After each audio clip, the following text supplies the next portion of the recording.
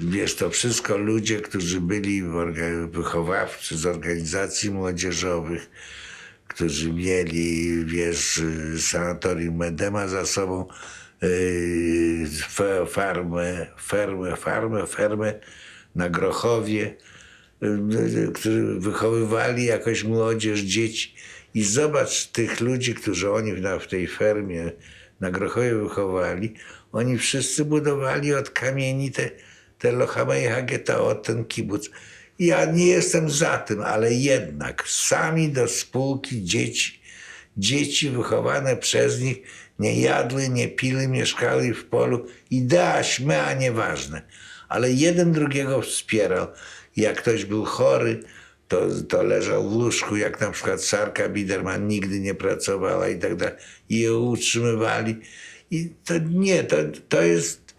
I oczywiście, że Antek był też jeden, nie wiem, czy on był tego, ale z tej klasy ludzi wyrośli tacy ludzie. I Antek też z tego wyrósł. On nie był wojskowym, on był wychowawcą. Ale sam mówiłeś, że wojskowi to co, w getcie się nie sprawdzali w tych walkach. Nie. Ale przecież wojskowi się w Powstaniu Warszawskim też nie sprawdzili. Sprawdzili się wszyscy cywile. Kto się sprawdził? Rybicki. Monter mówi, bo Rybicki był w sztabie, jak się nazywa, nie generalnym, tylko w sztabie Warszawy. On mówi, o, ten cywil coś umie robić. Bo ci wojskowi to byli zupacy. Oni umieli, nie wiem, czy umieli dobrze, okazuje się, że nie umieli dobrze nawet na wojnie dowodzić, prawda? Ale w Warszawie to wszystko dowodzili ludzie przeważnie cywilni, którzy wyrośli w tym wojsku partyzanckim w czasie wojny. Tak, był ten, jeżeli ktoś był podporucznikiem podchorążówki, to on był 6 tygodni na przeszkoleniu PUW. Taki on był wojskowy, rozumiesz? Nawet ten mój dowódca na Mostowej, to on był student 4 roku, gdzie odbył PUW, on był podporucznikiem stanu wojennego. To były wszystko dzieci, które miały jakieś wychowanie, bo to oni mówili patriotyczne, nie, do życia kolektywnego.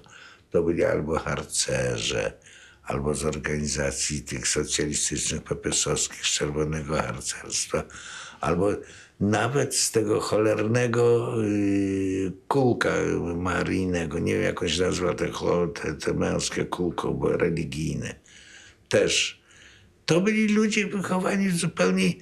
I tutaj ta walka, bo to się mówi o patriotyzm, szmotyzm, ta walka przeciwko przemocy, to decydowało. Ta przemoc zdecydowała, że to była przemoc wobec ludzi.